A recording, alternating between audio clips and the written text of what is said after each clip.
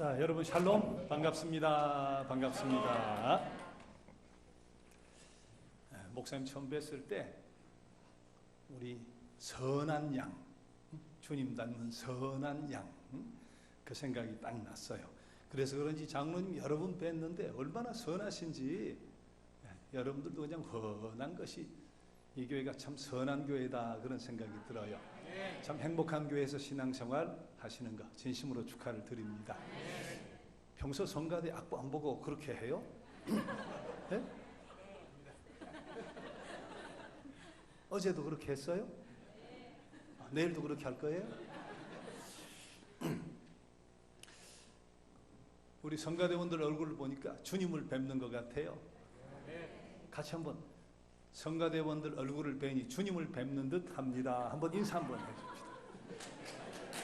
아니 박수가 아니고 말로 성가대원 얼굴을 뵈니 주님을 뵙는 듯 합니다 하고 한번 말씀 하나 해주세요.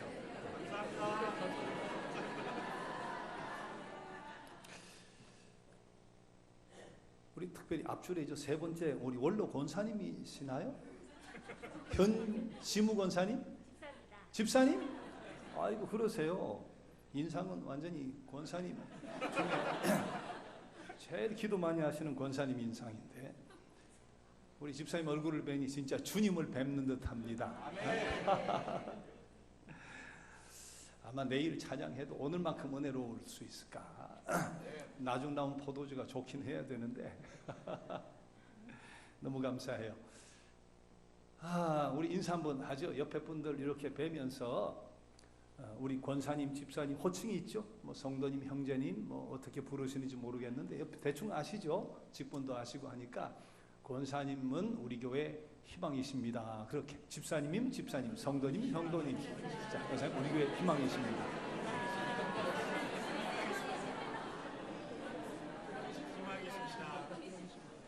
자, 한 번만 더 해요. 자, 권사님, 집사님, 장로님, 뭐 성도님은 우리 제주의 희망이십니다.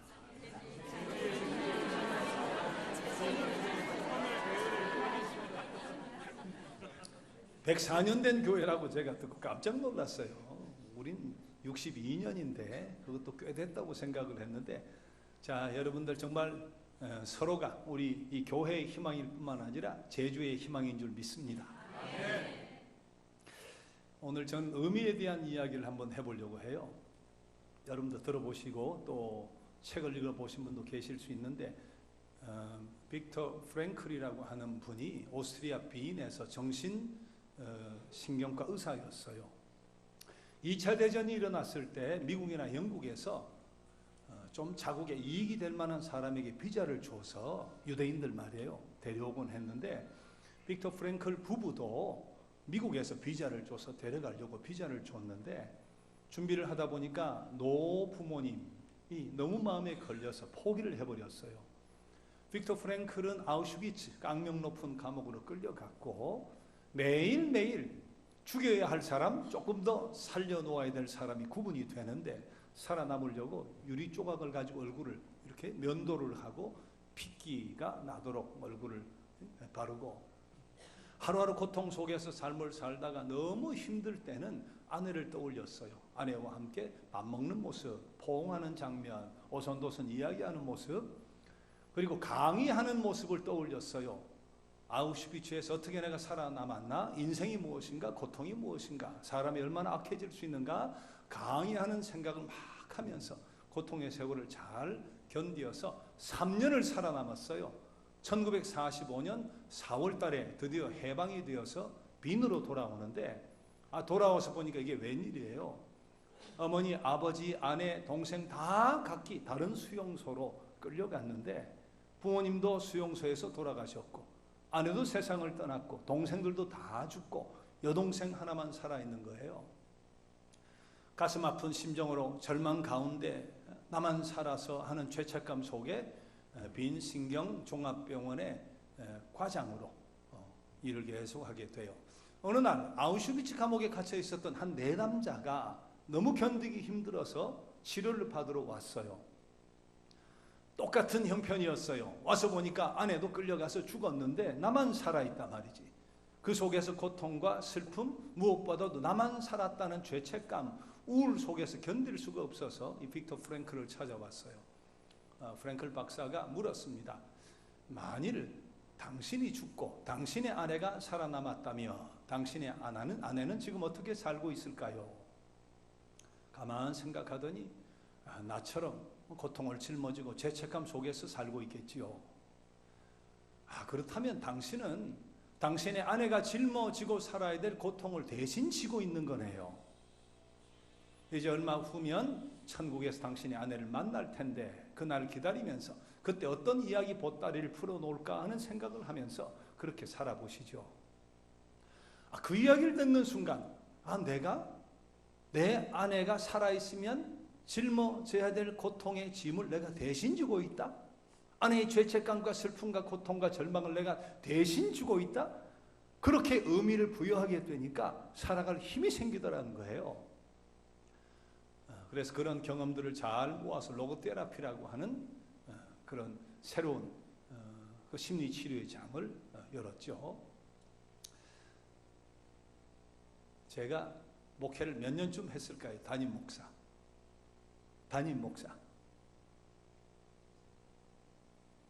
몇 년쯤 했을까요? 그래도 많이 봐주시네요. 제가 이제 70쯤 돼 보이나 봐요.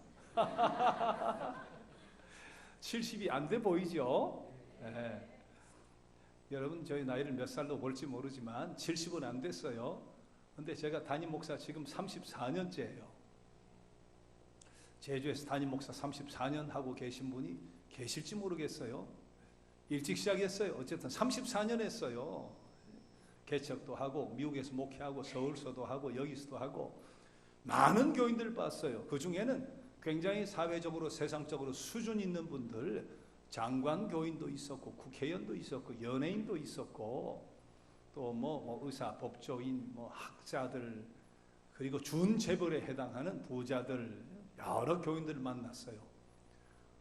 근데 모두가 다 행복했나? 그렇진 않았어요. 사회적으로는 그렇게 부러운 사람들인데 모두가 다 행복했을까? 그렇지는 않더라. 근데 그분들이 행복하지 못한 이유가 있다면 무엇일까? 저는 두 가지 결론을 내렸어요. 하나는 상처가 깊은 분들. 어려서부터 상처가 깊은 분들은 그런 수준에 다다라도 행복하지 못하더라. 자, 또 한 가지. 내 삶의 의미를 느끼지 못하는 분들, 그분들은 그런 수준에 올라가서도 행복하지 못하더라. 제가 만난 수준 있는 교인들 가운데 그런 분은 안 계셨는데 가끔 신문에 보면 연예인을 비롯해서 신앙생활하는 분들 혹은 신앙이 없는 분들 가운데서 그만한 위치면 남 부러운 위치인데 극단적인 선택을 하는 경우 있잖아요. 그 이유가 여러 가지 있겠지만 더 이상 살아야 될 의미가 없는 거죠. 삶의 의미가 없는 거예요. 윤동주 시인이 뭘 먹고 사나 하는 그런 짧은 시를 썼어요. 바닷가 사람 물고기 잡아먹고 살고, 산골에 사람 감자 구워 먹고 살고, 별나라 사람 뭘 먹고 사나. 이게 끝이에요. 무슨 뜻으로 썼을까? 답이 없어요. 근데 저는 그런 생각을 해봤어요. 별나라 사람? 우리가 별나라 사람 아니냐? 우리가 하늘 본향 하나님의 나라를 바라보고 살아가니까 우리가 별나라 사람인데, 그럼 우리 별나라 사람은 뭘 먹고 살지? 물론 밥도 먹고 감자도 먹고 물고기도 먹는데 별나라 사람은 의미를 먹고 산다. 저는 그 시에 대한 해답을 그렇게 찾았어요. 별나라 사람은 의미를 먹고 산다. 목사는 뭘 먹고 살까요? 네? 말씀 먹고. 저도 밥 먹는데요. 감자도 먹고 떡도 먹고 빵도 먹고. 근데 중요한 것은 목사가 의미를 먹지 못하면 사실 밥벌이가 되는 거예요. 목회를 이렇게 해올 수 있는 힘이 어디서 나는지 아세요? 새신자들이 와서 변하는 모습을 봐요. 구경꾼이 일꾼이 되는 모습을 봐요. 그런 데서 의미를 먹고 보람을 먹고 그렇게 사는 거예요. 그거 못 먹으면 목회할 수가 없어요. 못 먹으면서 계속하면 밥벌이가 된다니까요. 목사는 의미를 먹고 사는데, 그럼 여러분은 목사만 의미를 먹고 사나요? 마찬가지예요. 모든 인생, 특히 그리스도인들은 밥도 먹고 빵도 먹어야 되는데 의미를 먹어야 사는 거예요. 모든 인생이, 더더욱 그리스도인들은 마찬가지예요. 의미를 먹어야 사는 거예요. 여러분 삶의 의미가 다 있죠. 자, 잘 먹고 잘 살기 위해서 애를 써요. 먹고 사는 거 큰 의미예요. 굶어 죽는 나라 있잖아요. 우리가 먹고 살기 위해, 자식을 먹고 살리기 위해서 거기에 의미를 두고 뼈 빠지게 수고하고 애를 쓰고 살아요. 굉장한 의미예요. 그 시시하게 생각하면 안 돼요. 자, 그런데 어느 정도 충족이 되면 그 다음 의미를 추구해요. 그것은 안전욕구. 아브라함 메슬로우라고 하는 학자가 그 다음 안전욕구라 그랬어요. 이왕 먹고 살게 됐는데 좀 더 안전하게 살고 싶다. 좋은 집, 좋은 학군, 좋은 차, 좀 더 안전하게, 그런 의미를 두고 열심히 살아요. 어느 정도 안전해지면 그 다음 새로운 의미를 추구해요. 그것이 바로 소속욕구다 그랬어요. 앞뒤 안 돌아보고 열심히 살았는데 동창회도 가보고 무슨 클럽에도 가보고 모임에도 가보고 개모임도 해보고 그렇게 이제 한숨 돌리게 됐으니까. 자, 그런데 소속하는 그런 의미를 찾으면 그 속에서 또 다른 욕구가 생긴다. 그것이 자기 존경의 욕구다 그랬어요.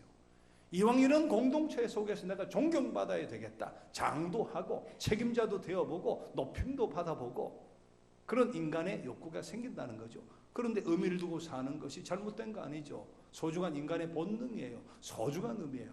그러나 아브라함 메슬로우라는 사람이 그것을 넘어서서 우리가 그 다음 궁극적으로 추구해야 될 의미가 있는데 그것은 바로 자기 실현의 욕구다 그랬어요. 자기 실현. 아내로 열심히 살아왔어요. 엄마로 최선을 다해 살아왔어요. 며느리로 정성을 다해 살아왔어요. 근데 어느 순간 그런 생각이 드는 거예요. 나는 뭔가 아내로 살고 엄마로 살고 며느리로 살았는데 나는 뭔가 내가 나로 살아봤나 말이지. 나로 살아보질 못한 거예요. 내 안에 잠재력이 있거든요. 그 잠재력을 끌어올려서 나로 살아봐야 되는데 아내로 살고 엄마로 살고 며느리로 살았지 나로 살아보지 못했다. 그런 고민, 중년의 위기가 올 수도 있죠. 우울이 올 수도 있고 그때 나를 잘 찾아서 나로 살아가는 거, 그래야 내가 행복해지거든요. 의사하다가 어느 날 그냥 다 집어치우고 드럼치는 사람이 있어요. 의사하다가 그냥 두고 아프리카로 떠나는 사람들이 있어요. 선교를 떠나든 말이죠. 왜? 그것이 바로 나로 사는 거니까. 어렸을 때 의사 되라 말이지. 그래서 그냥 부모의 강요에 의해 그것이 꿈이 되어가지고 살았는데 지금 보니까 그것이 내가 아닌 거예요. 나로 사는 것이 아닌 거예요. 그때 용기가 필요하죠. 그때 용기가 필요해요. 나로 살아보는 용기. 거기에 의미를 두면 그 다음 인생이 생생해져요. 아무리 좋은 위치에 살아도 나로 살아보지 못하면 힘든 삶이에요. 억지로 사는 삶이 돼요. 체면과 위신 때문에 사는 사람이 되는 거죠. 나로 살아본다 하는 것은 굉장히 귀해요.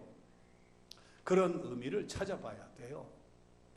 그런데 중요한 것은 우리 신앙인은 그것을 넘어서서 추구해야 될 더 소중한 의미가 하나 있다 하는 거예요.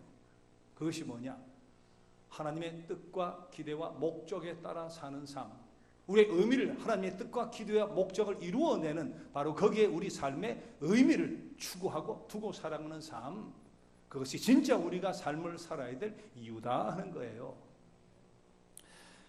여러분, 누가 빌립보서 2장 13절 말씀 한번 제일 빨리 찾은 분이 제일 큰 소리로 한번 읽어주세요.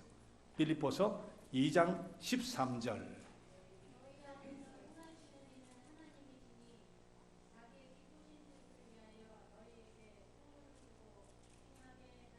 네, 아이고 말씀드리자마자 쭉 나오네. 하나님이 너희에게 소원을 두고 행하신다 그랬어요. 우리에게 소원을 두고 행하신다. 우리에게 기대와 소원을 걸고 계신다 그 말이에요. 하나님 우리에게 거시는 기대와 소원이 있다 그 말이에요. 물건을 사면 내 것이 되잖아요. 돈을 주고 사면 우리 주님은 돈이 아니라 피를 주고 피값을 주고 샀잖아요. 그래서 우리가 주님, 내 인생의 주인이 내가 아니고 부모도 아니고 예수님 피값을 주고 샀으니까 주님이 내 인생의 주인입니다 하고 주여 주여 고백하는 거잖아요. 피값을 주고 사신 주님이 원하시는 것이 뭐냐? 우리에게 소원과 기대를 두고 계신데요. 엄밀히 따지면 우리가 돈이 있어도 내 돈이 아니에요. 피값을 주고 사신 그분의 것이기 때문에 그것이 하나님의 돈이에요. 건강도 내 건강이 아니라 하나님의 건강이에요. 사실은 그래서 물어야 돼요. 하나님, 저에게 주신 하나님의 돈으로 뭘 해드릴까요? 저에게 주신 하나님의 건강으로, 물질로 뭐 해드릴까요? 저에게 주신 하나님의 시간으로 뭘 해드릴까요? 저에게 주신 하나님의 재능으로 제가 뭘 해드릴까요? 끊임없이 그렇게 물어야 돼요. 왜? 하나님 우리에게 뜻과 소원을 두고 계시니까. 소원을 두고 계시니까. 그것을 그냥 신앙적인 자아실현, 아까 그냥 자아실현이라고 했다면 하나님의 뜻과 기대의 소원을 거기에 맞추어서 삶의 의미를 추구하고 살아가는 것을 신앙적인 자기실현이다, 그렇게 이야기해 볼 수 있어요. 여러분, 삶의 의미를 하나님의 뜻과 목적에 두고 살면 제일 큰 변화가, 어떤 변화가 생기는 줄 아세요? 성공과 실패의 기준이 바뀌어요. 성공과 실패의 기준이 바뀌어요. 자, 우리가 생각해 봅시다. 성공이 뭐죠? 나에게 유익이 되면 성공이고 손해면 실패예요. 나에게 도움이 되면 성공이고 도움이 되지 않으면 실패예요. 그러나 하나님의 뜻과 목적에 내 삶의 의미를 두고 살면 성공, 실패의 기준이 바뀐다니까요. 바울 사도가 오늘 빌립보서 본문은 옥중서신이잖아요. 로마 옥에 갇혀 있어요. 동분서주하고 땅끝까지 복음의 증인이 되려고 애를 썼던 그가 감옥에 갇혔으니까, 할루시스라고는 쇠사슬에 매여 있으니까 손해죠. 실패예요. 자, 그런데 오늘 본문 마지막 18절 뭐라고 이야기해요? 내가 기뻐하노니 너희도 기뻐하라, 그렇게 이야기해요. 내가 기뻐하노니 너희도 기뻐하라. 무슨 뜻이에요? 내가 매어 꼼짝달싹 못하지만, 실패인 것 같지만, 그러나 성공과 실패의 기준을 하나님의 뜻과 목적에 두고 보면 성공이다, 성공이다. 왜 성공이냐? 오늘 본문 말씀 한번 보세요. 1장 12절 같이 다시 한번 읽어봐요. 1장 12절. 찾으신 분들 시작. 형제들아, 내가 당한 일이 도리어 복음 전파의 진전이 된 줄을 너희가 알기를 원하노라. 내가 당했대요. 원치 않은 일이에요. 감옥에 갇혔으니까, 쇠사슬에 매였으니까 당했어요. 자, 그러나 이것이 복음 전파의 진전을 가져왔대요. 그러니까 성공이라는 거예요. 나는 갇혔지만, 나는 고통 속에 있고 매여있지만, 찌르는 가시 같은 질병의 고통도 있지만 복음의 진전을 가져왔으니까 성공이다, 성공이다. 내가 기뻐하노니 여러분도 기뻐해라 말이죠. 어떻게 감옥에 있는데 복음의 진전이 가져올 수 있을까요? 옥속에 있는데. 여러분, 3차 전도여행을 끝나고 예루살렘에 가서 체포당하고 배를 타고 호송되어 오다가 유로굴로라는 광풍을 만나잖아요. 그때 다 죽었다고 생각하고 밥도 안 먹어요. 하나님의 사자가 나타나서 이야기합니다. 한 생명도 잃지 않는다. 다 산다. 먹고 힘내라고 해라 말이지. 바울 사도가 선포했는데 그대로 되는 거예요. 배는 파선을 당하는데 그 조각들을, 나무 조각을 가지고 다 안고 멜리데라는 섬에 올라가 276명이 다 살아요. 그 놀라운 사건 속에 한 번은 불에 장작을 넣는데 독사가 와서 바울의 손을 물잖아요. 이제 죽었다 생각했는데 안 죽는 거예요. 그런 신비를 경험한 자들이 거기 머무는 동안 뭐 했겠어요? 열심히 복음을 전수받았겠죠. 열심히 훈련을 받았을 거예요. 자신들이 경험한 기적과 놀라운 역사들을, 로마 백부장은 군사가 100명 있다는 뜻이니까 로마에 들어가서 뭐 했겠어요? 선원들이 뭐 했겠어요? 가족과 친구들 만나는 사람에게 하나님이 살아계신다, 대단하다, 그리스도가 정말 우리 삶의 주인이다, 열심히 전파했을 거예요. 그 소식이 로마 황실의 지도층에게 들렸나 봐요. 저들이 그 소문을 듣고 바울을 찾아오는 거예요. 만나고 싶어서, 대화하고 싶어서, 기도받고 싶어서, 지혜를 나누고 싶어서 오면 뭐 했겠어요? 복음을 전파한 거지. 복음의 진전이 이루어지는 거예요. 간수가 교대하니까 뭐 했겠어요? 끊임없이 복음을 전했을 거 아니에요. 복음의 진전이 이루어지는 거예요. 예기치 않은 당한 일이지만, 또 바울 사도가 옥중에 갇혔다는 소식을 듣고 수많은 형제들이 저 빈자리를 내가 메워야지 열심을 내는 바람에 복음의 진전이 이루어지더라는 거예요. 뒷부분에 어떤 이야기가 있어요? 바울을 시기 질투한 사람이 있었어요.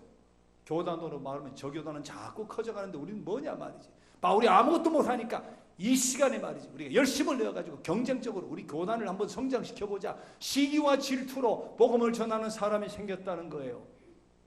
자신이 복음을 전하고 빈자리를 형제들이 채우고 시기 질투하는 사람이 복음을 전파하고 복음의 진전이 이루어졌단 말이지. 그러니 성공이다. 성공이다. 성공과 실패의 기준이 달라요. 내가 어떤 고통, 환경 속에 처해 있나, 나에게 어떤 손해가 왔나가 아니라 하나님의 영광이 드러나나, 복음 진전이 이루어지나, 하나님의 나라가 확장되어지나, 하나님의 영광이 드러나나, 거기에 성공과 실패의 기준이 있다. 우리 삶의 의미를 하나님의 뜻과 목적에 두면 성공, 실패의 기준이 바뀌어진다. 그 결과는 뭔데요? 내가 기뻐하노니 너희도 기뻐하라. 빌립보서의 기쁨이란 말이 18번 나와요. 넉 장밖에 안 되는데 기뻐하라. 옥중에서 기뻐하라. 그 결과 하나님의 뜻을 쫓아 하나님의 소원과 기대를 내 삶의 의미로 추구하면서 살아가면 그 결과는 기쁨이다. 기쁨이다. 기쁨은 행복이에요. 최고의 행복이에요. 우리 교회 자랑할 것이 좀 있는데 그 중에 하나가 70, 80 넘은 권사님들, 어르신들이 우리 주차장 꽤 넓어요. 우리 건물도 꽤 커요. 그 잔디도 있고 풀도 볶고 할 일 굉장히 많아요. 그분들이 솔선수범해서 와서 7, 80 넘은 분들이 잔디 뽑고 꽃 심고 물 주고 청소하고 그러세요. 우리 교회 규모도 꽤 있는데 교인들이 청소해요. 돌아가면서. 근데 70, 80 넘은 분들이 토요일 날 2시에 와서 청소해요. 자신의 순번이 되면 70, 80 넘은 권사님들이 주방에 들어가요. 손이 비면 가서 설거지해요. 왜? 내가 지금 살아있다는 것의 뜻이 뭐죠? 아직 남은 하나님의 뜻과 목적이 있다는 거예요. 나를 향한 하나님의 기대와 소원이 남아있으니까 안 불러가시는 거예요. 지금도 숨이 붙어있다는 것은 나를 향한 하나님의 뜻과 목적이 아직도 남아있다는 거예요. 부르시는 그날까지 그 뜻과 목적을 추구하고 살아가는 것, 그것이 바로 부름받은 자의 삶의 모습이다. 아이, 나는 권사니까 뭐 젊은 사람 해. 난 은퇴했으니까 젊은 사람. 그러면 안 돼요. 우리가 숨이 붙어있는 것은 이유가 있어서 붙여놓은 거예요. 하나님이 쓰시려고 부르시는 그날까지 쓰시려고 당신의 뜻과 목적을 위해 쓰시려고 숨을 붙여놓으신 거예요. 나를 향한 기대와 소망, 그것을 이루어 드리려고 거기에 삶의 의미를 두고 부르시는 그날까지 살아야 된다 말이죠. 그러면 살맛이 나요. 생동감이 있어요. 하나님의 뜻과 그 소원에 기대를 걸고 삶의 의미를 두고 성공 실패의 기준을 하나님 나라의 확장, 복음의 진전, 하나님 영광에 두고 살아가면 내가 기뻐져요. 성령께서 나를 기쁘게 만들어 주세요. 상식을 뛰어넘는 하늘의 평강이 임하게 돼 있어요. 그리고 그런 자의 후손은 하나님의 특별히 복의 통로가 되어주도록 쓰시는 것을 34년 봐왔어요. 지금 우리 교회에서도 봐요. 그렇게 헌신하는, 그렇게 성공 실패의 기준을 하나님의 뜻에 두고 살아가는 사람의 후손들이 어떻게 되는가, 저들의 삶이 어떻게 되어지는가 하는 것을 적나라하게 보게 돼요. 자, 그런데 의미를 먹고 살려면 그렇게 의미를 추구하는 방법도 있는데 또 한 가지 방법이 있어요. 모든 것에 의미를 부여하면 돼요. 그런 이야기 들어본 적 있죠? 청소부가 청소를 하는데 어떤 사람, 이게 뭐냐, 내 신세가 뭐냐, 밥 먹고 살려고 이 짓 하네. 그런 청소부가 있을 수 있는데 또 한 사람 얼굴이 환해요. 어떻게 청소하면 얼굴이 환하세요? 하니까 아이고, 나는 하나님이 창조하신 아름다운 지구의 한 모퉁이를 쓸고 있으니까 기뻐요. 여러분, 같은 일을 해도, 굳은 일을 해도 밥 먹고 살기 위해 어쩔 수 없이 한다는 것하고 하나님 창조하신 아름다운 지구의 한 모퉁이를 내가 깨끗하게 하고 있다? 어떻게 의미를 부여하느냐에 따라 이렇게 인생이 달라진다니까요. 이태리에 그런데 수백 년 동안 짓는 성전이 있잖아요. 성전을 짓는데 잠깐 쉬는 시간에 가서 물었어요. 지금 뭐하고 계세요? 아이고, 뭐 본 몰라요. 밥 벌어 먹고 살려고 이 짓 하고 있죠. 똑같은 일을 하는 사람한테 물었어요. 그 사람 본 몰라요. 저 예배당 짓고 있죠. 근데 또 한 사람 뭐하고 계세요? 하고 물으니까 하나님께 영광스러운 예배를 돌려드리기 위해서 성전을 짓는데 난 하나님 영광을 위해서 나에게 주신 재능을 쓰고 있는 거예요. 월급이 똑같아도, 일당이 똑같아도 삶의 의미가 다르기 때문에 인생은 천지차이예요. 밥 벌어먹기 위해 내가 이 짓 한다는 것하고 하나님의 영광을 위해서 나에게 주신 재능의 소중한 부분을 사용하고 있다. 그렇게 의미를 부여하면 삶이 달라진다니까요. 생이 달라져요. 그게 의미예요. 김춘수 시인의 꽃이라고 하는 짤막한 시 있습니다. 내가 그 이름을 불러주기 전에는 그는 다만 하나의 몸짓에 지나지 않았다. 그러나 내가 그 이름을 불러주었을 때 그는 나에게로 와서 꽃이 되었다. 이름을 안 불러줬을 때는 단 하나의 몸짓에 지나지 않던 풀이 이름을 붙여주었더니 꽃이 되었다는 거예요. 꽃이 되었다. 그 순간 꽃이 되고 나에게 의미 있는 존재가 되었다. 그 말이죠. 여러분, 우연이라는 게 없잖아요. 적어도 우리의 고백, 내가 이 땅에 온 것 우연이 아니죠. 하나님의 뜻 가운데 온 것을 믿죠. 모든 것은 우연이 아니에요. 고통이라고 하는 것도 의미를 붙이면 의미가 있어지는 거예요. 여러분, 고통 속에서 아무런 의미를 부여하지 않으면 어떻게 됩니까? 좌절, 실망, 불평, 원망만 남아요. 그러나 그 고통 속에서 내가 너무 교만해서 그래. 하나님 새로운 길을 열어주시네. 의미가 부여가 되면 절망하지 않고 다시 일어설 힘이 생겨요. 내가 하나님께 너무 멀어져 있었지. 이 기회를 통해 더 가까이 오라고 하시는구나. 말씀 보고 기도하고 병상에서 말이죠. 그렇게 의미를 부여하면 그 고통이 달라진다니까요. 다시 일어설 힘이 생겨요. 하나님과 동행하며 살아갈 수 있는 능력이 생겨요. 나를 이렇게 금보다 더 단련해서 정말 정금처럼 만들어 주셔서 더 크게 쓰시려고 하시는구나. 의미가 부여되면 절망 속에서 다시 일어설 힘이 생긴다니까요. 고통도 의미가 부여되느냐, 의미와 뜻이 부여되지 않느냐에 따라 완전히 달라지는 거예요. 교회를 섬기는 것도 그렇습니다. 어떤 때 직분을 맡고 책임을 맡고 하면 어쩌다가 내가 이렇게 책임을 맡아가지고 사용도 못하고 이게 뭐냐 말이지. 아이고 나 죽겠네, 힘드네. 그러면 정말 힘들어요. 어쩌다가가 아니죠. 하나님 거시는 기대가 분명히 있다. 나를 이 직분에 세우신 이유가, 나를 이 자리에 세우신 이유가 하나님의 뜻과 목적과 소원이 분명히 있단 말이지. 그것을 찾아서 의미를 부여하는 순간 그것이 의미가 되고 꽃이 되는 거예요. 여러분, 철가방 김우수 씨 이야기 잘 아시죠? 영화가 나왔는데 제주도민들은 문화생활을 잘 못 하시는지 영화 봤냐니까 아무도 본 사람이 없어요.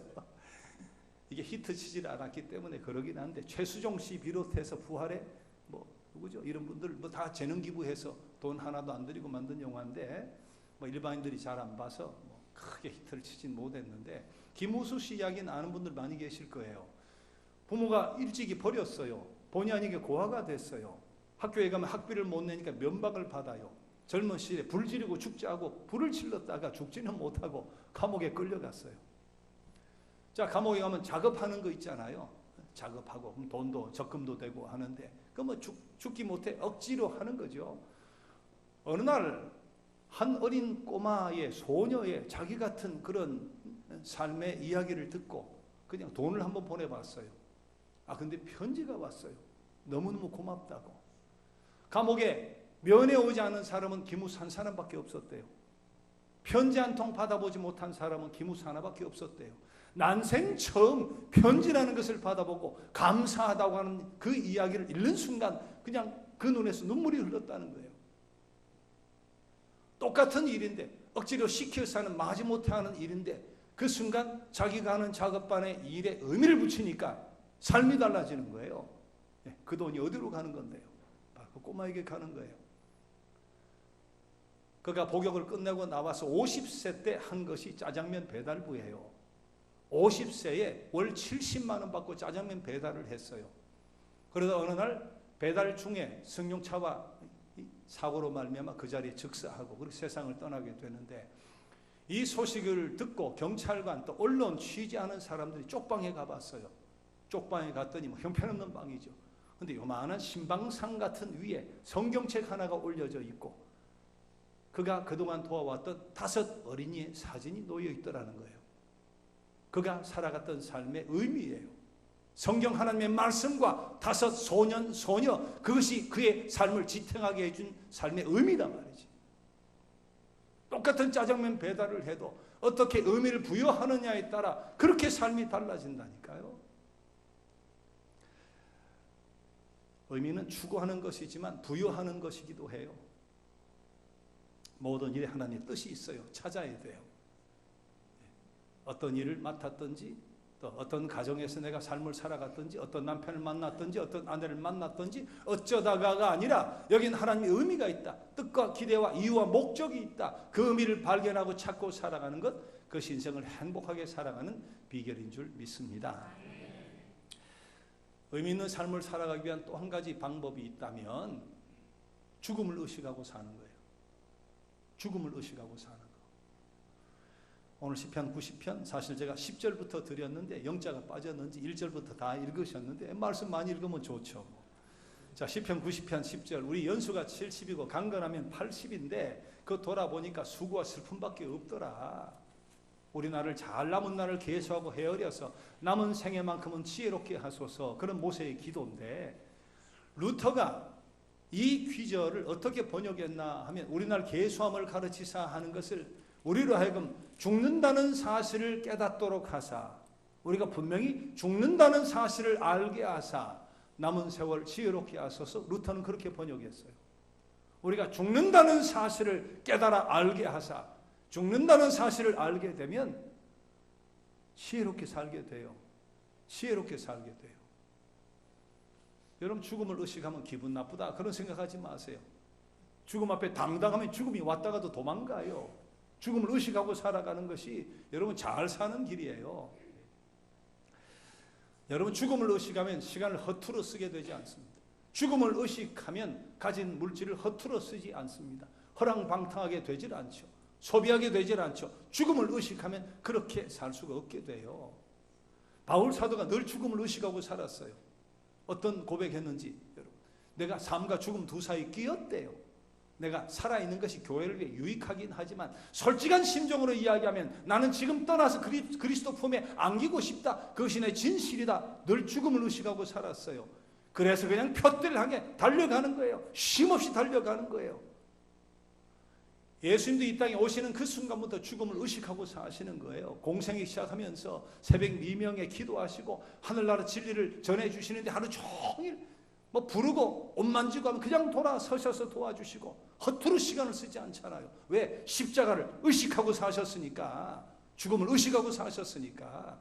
그렇게 사셨기 때문에 제 최후의 순간 다 이루었다 하신 거 아니에요. 33살 젊은 나이 세상을 떠나도 다 이루었다 말이에요.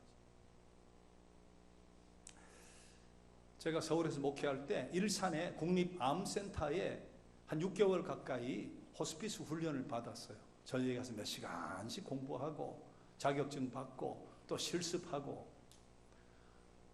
호스피스 병동에는 석 달 미만도 많지는 않고 석 달 미만, 보통 한 달 미만이 많아요. 그분들 봉사하고 돌보는 분들이 꼭 물어요. 한 달밖에 안 남았으니까 뭘 도와드릴까요? 뭐 하고 싶으세요? 어떻게 하고 싶어요? 그렇게 물어요. 어떤 사람은 내가 평생 애하고 저 서울랜드 놀이공원 같은데 못 가봤다. 자연농원 같은데. 그러면 때로는 협조를 해가지고 앰뷸런스에다가 줄 꽂고 그리고 자식도 태우고 가서, 아빠는 물론 못하죠. 어린 아이들은 목마 이렇게 타면 앰뷸런스 뚜껑 뒷문을 열어놓고 보는 거예요. 마지막 소원이니까. 마지막 소원이니까. 미안해도 마지막 소원이니까 그렇게 이야기를 하는데 틀림없이 뭔가 있는데 끝까지 소원을 이야기 못하는 경우 있어요. 잘 달래고 잘 대화해서 마지막 입이 열리면, 내가 이혼을 했는데 이혼한 전처를 내가 꼭 만나서 마지막 내가 사과하고 싶다. 그 말을 끝까지 못하다가 마음이 열리면 그렇게 이야기를 하는 수가 있어요. 다시 되돌릴 수 없지만 전처가 와줄 수도 있고 안 와줄 수도 있지만 일단 노력을 하잖아요. 근데 오는 경우가 있어요. 오면 어떻게 하겠어요? 누구의 책임이 더 큰가 따지겠어요? 이 남편이 마지막 한 달 남은 시점에서 전처를 불러서 무슨 이야기 하겠어요? 여보, 내가 미안해. 내가 미안했어. 나를 용서해줘. 내가 정말 미안해. 그렇게 울면 전처도 울고 화해가 이루어져요. 그렇다고 다시 원래로 돌아갈 수는 없지만 그렇게 정리하고 세상을 떠나면 평안하죠. 평안해요. 죽음을 의식하기 때문에 가능한 일이에요. 죽음을 의식하게 되면 시간, 돈, 물질, 재능 허투루 쓰게 되질 않아요. 죽음을 의식하면 화해할 수 있는 능력과 힘도 생겨요. 목사로 가장 난감한 때가 언젠가 그렇게 물으면 주례 한 사람이 이혼을 했어요. 그럼 참 난감한 거예요. 열심히 잘 살던 사람이 미끄러져 가지고 아주 그냥 재정적으로 너무 어려운 거예요. 그럼 목사로 난감하죠. 아무리 생각해도 목사가 잘못한 거 없는 것 같은데 무슨 오해가 생겨버렸어요. 그러면 정말 난감하죠. 열심히 헌신하던 사람이 중병에 걸렸어요. 그러다가 세상을 떠나요. 그러면 정말 난감하죠. 근데 그보다 난감한 때가, 그런 모든 경우보다 더 난감한 때가 하나 더 있어요. 그때가 언제일까요?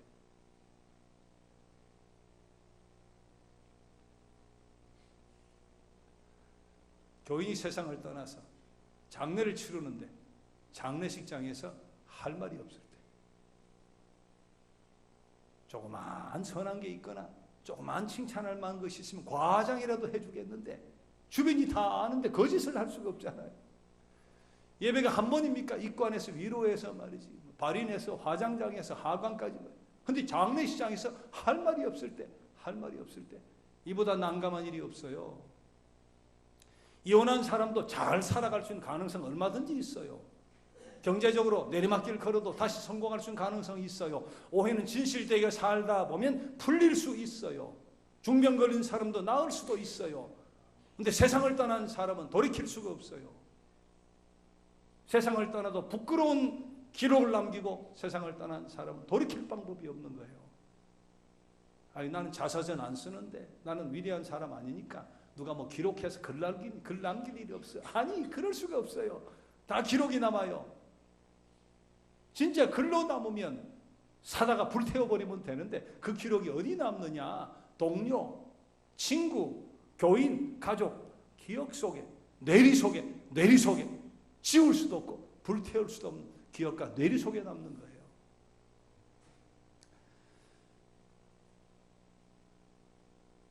카운트다운은 거꾸로 세는 거죠. 19, 8, 7, 6 이렇게 거꾸로 세는 거잖아요. 자, 여러분 가운데 이제 이쯤 와 계신 분 계실까요?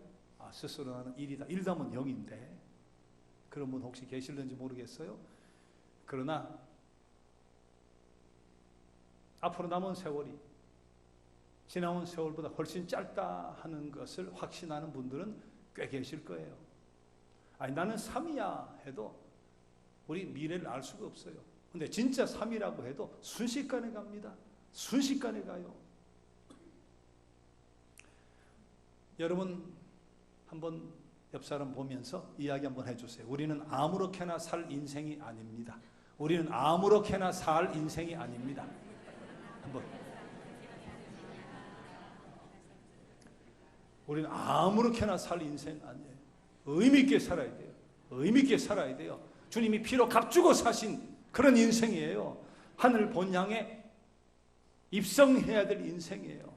아름다운 기록을 남기고 가야 돼요. 아름다운 기억을 남기고 갈 사람들이에요. 의미 있게 살아야 돼요. 그것도 하나님 보시기에 의미 있게.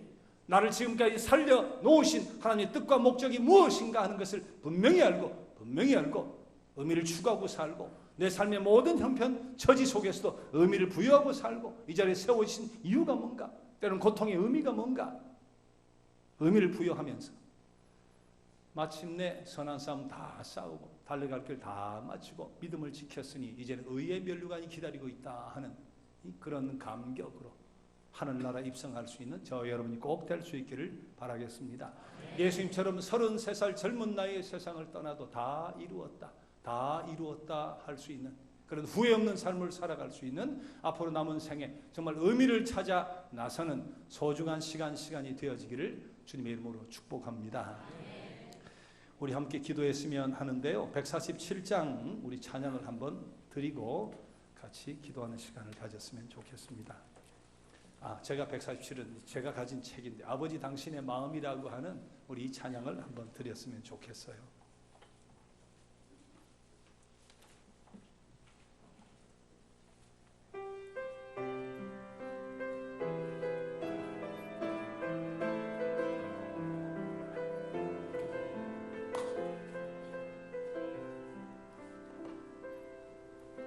아버지 당신의 마음이 있는 곳에 나의 마음이 있기를 원해요.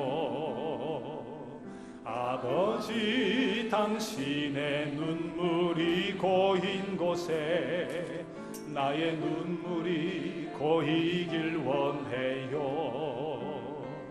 아버지 당신이 바라보는 영혼에게 나의 두 눈이 향하길 원해요.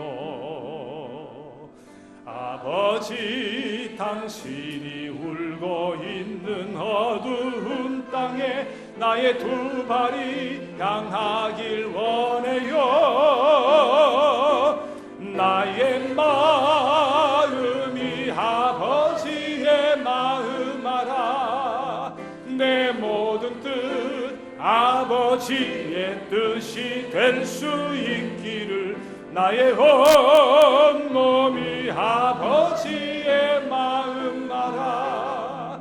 내 모든 삶 당신의 삶 되기를. 다시 한번 아버지 당신의 마음이 아버지 당신의 마음이 있는 곳에 나의 마음이 있기를 원해요.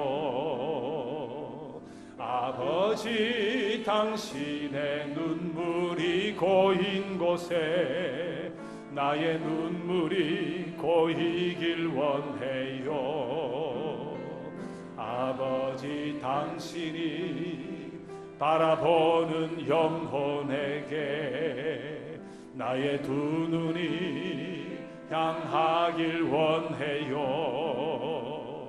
아버지 당신이 울고 있는 어두운 땅에 나의 두 발이 향하길 원해요. 나의 마음이 아버지의 마음 알아. 내 모든 뜻 아버지의 뜻이 될 수 있기를. 나의 온 몸이 아버지의 마음 알아. 내 모든 삶 당신의 삶 되기. 내 모든 삶 당신의 삶 되기를. 내 모든 삶 당신의 삶 되기를. 잠시 눈을 감고 함께 기도하는 시간을 가집시다. 여러분 지금까지도 노력해 오셨겠지만 남은 시간 남은 세월 다시 의미를 찾아 떠나는 성공적인 여행 되시기를 원합니다. 참 기쁨을 선물로 얻어야 하잖아요. 지극에 뛰어난 평강을 선물로 얻고 살아야 하잖아요. 세상은 알 수 없는 행복을 누리고 살아야 되잖아요. 무엇보다 후손들이 잘 되어지는 복의 통로로 쓰임 받아야 되지 않아요. 이 시간 함께 말씀을 기억하면서 남은 세월 의미 있는 삶을 살게 하옵소서. 하나님의 뜻과 소원과 기대에 어울리는 참 의미 있는 삶을 살아갈 수 있기를 주님 소망합니다. 능력 주시옵소서. 성령이 역사하여 주옵소서. 함께 이 시간 기도하겠습니다. 아버지 하나님 감사합니다. 우리를 불러 당신의 거룩한 종으로 삼으시니 감사합니다. 아버지 구원의 그 감격과 기쁨을 저희가 압니다. 하나님 저희를 구원해 주시며 복된 삶으로 인도해 주셨는데 주님 죄를 또한 쓰시고 저를 부르셨음을 저희는 잘 압니다. 우리 같은 것을 주님 부르시고 당신의 동력자로 쓰시니 감사합니다. 하나님의 뜻과 기대가 무엇인가 분명히 깨달으면서 그 소원에 우리 삶의 의미와 목적을 두고 성공과 실패의 모든 기준도 주의 뜻에 두며 주의 나라에 두며 복음의 진전에 두며 최선을 다하는 삶을 살아갈 수 있는